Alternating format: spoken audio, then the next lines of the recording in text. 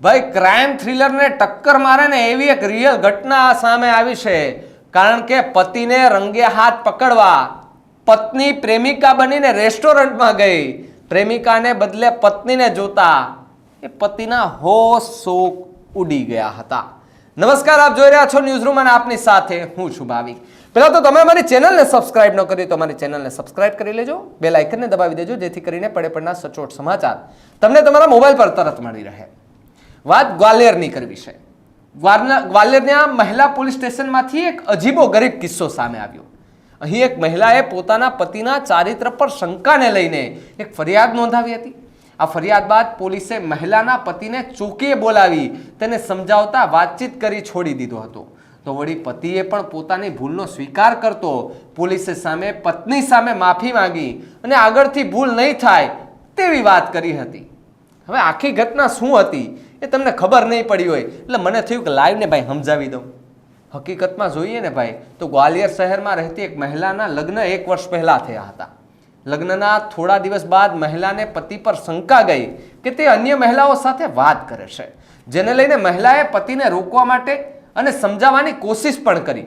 પણ પતિ હંમેશા પુરાવા નહોતા હોવાના કારણે ખોટો આરોપ લગાવતી હોવાની વાત કહેતી હતી. ઘણીવાર તો તેને લઈને ઝઘડા પણ થતા અને ઝઘડા એટલી હદે પહોંચતા કે છેક ડિવોર્સ સુધી વાત પહોંચી જતી. આ દરમિયાન પત્નીએ પતિને રંગે હાથ પકડવા માટે એક પ્લાન બનાવ્યો અને પાયલ નામનું નકલી ફેસબુક ઇન્સ્ટાગ્રામ આઈડી બનાવ્યું. આ આઈડીની મદદથી પોતાના પતિને ફ્રેન્ડ રિક્વેસ્ટ મોકલી. હવે વિચાર કરજો, તમે સાંભળજો, આ ડાયરો નથી કે તો આ હકીકતની ઘટના છે સાહેબ. એને બાદમાં બંને વચ્ચે વાતચીત શરૂ થઈ અને વાત લાંબા સમય સુધી ચાલતી રહી. એક ઘરમાં રહેતા પતિ પત્ની એકબીજા સાથે ચેટ કરતા હતા. ત્યારબાદ પતિએ પાયલને ઘણી બધી વાર વિડીયો કોલ પર વાત કરવાની વાત કહી, પણ પત્ની કોઈ બીજી મહિલા સાથે વિડીયો કોલ પર વાત કરાવી દેતી. ત્યારબાદ સતત આવું થતું રહેતું હતું, એટલે હાલતું જ રહેતું હતું. કારણ કે પત્નીને શંકા હતી કે મારો પતિ એ મારો જ છે, બીજાનો નહીં. પણ પતિ શું ભાઈ, અમુક પતિ આપણે જોયા છે લખણ ખોટા, સમજી ગયા ને તમે? આ બસ તો આવી જ રીતે લાંબો સમય વીત્યો અને ત્યારબાદ એક દિવસ પતિએ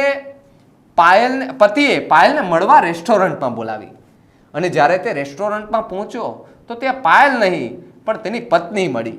પત્નીને સામે જોઈ પતિને પરસેવો છૂટી ગયો, તે ચોંકી ગયો અને બાદમાં પત્નીએ એ મહિલા પોલીસ સ્ટેશનમાં ફરિયાદ નોંધાવી દીધી. જે બાદ પોલીસે પતિને ચોકીએ બોલાવ્યો. જોકે ચોકીએ પહોંચતા પત્ની દ્વારા લગાવેલા આરોપથી પતિ ફરી ગયો, પણ પત્નીએ પોલીસ સામે પુરાવા રજૂ કર્યા કે તે પાયલ નામની નકલી આઈડી ચલાવતી હતી. તેમાં કેટલી અશ્લીલ વાતો પણ કહી હતી. આ ઘટના બાદ પોલીસે પતિને ફટકાર લગાવીને કાર્યવાહી કરવાની વાત કહી તો પતિએ પોતાની ભૂલ સ્વીકારી. બાદમાં પત્ની સામે માફી પણ માંગી લીધી અને આગળની વાત કહી દઉં કે ભાઈ આવી ભૂલ નહીં થાય તેવી ખાતરી પણ પતિએ આપી દીધી. પોલીસે બંનેને સમજાવી બાદમાં રાજી ખુશીથી ઘરે રવાના કરી દીધા હતા. વિચાર કરો ભાઈ, પતિ પર શંકા ગઈ એ માટે થઈને પત્નીએ એવો પ્લાન ઘડ્યો. ધ્યાન રાખજો ભાઈ, આવું થાય એટલે નકલી રિક્વેસ્ટો હવેથી એનાથી ધ્યાન રાખજો. બાકી તમારા જીવનની અંદર મોટામાં મોટો ભૂકંપ આવશે ને એ પછી બુરાઈ નહીં શકે અને એને સહન કરવો એ બહુ અઘરી વાત થાય. આ તો એ ઘટના સામે આવી હતી એટલે મારે તમને કેવી જરૂરી હતી કે લોકોને ખબર પડે કે આવું પણ થાય ભાઈ.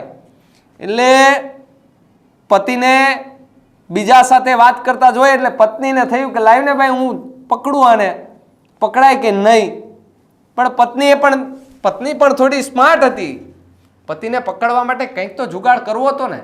પત્નીએ જુગાડ કર્યો ને જે રિક્વેસ્ટ મોકલી અને વાતચીત કરી અને વિડીયો કોલમાં વાતો કરાવી બીજી મહિલા સાથે, એટલે પત્નીને બધા પ્રૂફ મળી ગયા. વિચાર કરો કે એક જ ઘરની અંદર રહેતા હતા, પરંતુ પત્નીને ખબર હતી કે હું મારા પતિ જોડે વાત કરું, પણ પતિને થોડી ખબર હતી કે મારી પત્ની છે. એનું તો એમ જ હતું કે આ તો પાયલ જોડે વાત કરે છે, પણ એ પાયલ કોઈ નહોતું, એની ઘરવાળી જ હતી. અને ઘરવાળીએ ન લેવા દેવા વગરના કહે ને કે હોશ ઉડાડી દીધા હતા.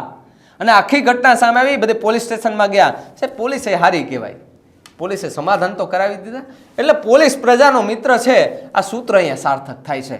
આખી કહાની પર તમારું શું માનવું છે ને હકીકતની ઘટના છે ભાઈ, એના વિશે તમારું શું માનવું છે અમને કમેન્ટ કરીને ખાસ જણાવજો. અને ખાસ તમને કહી દઉં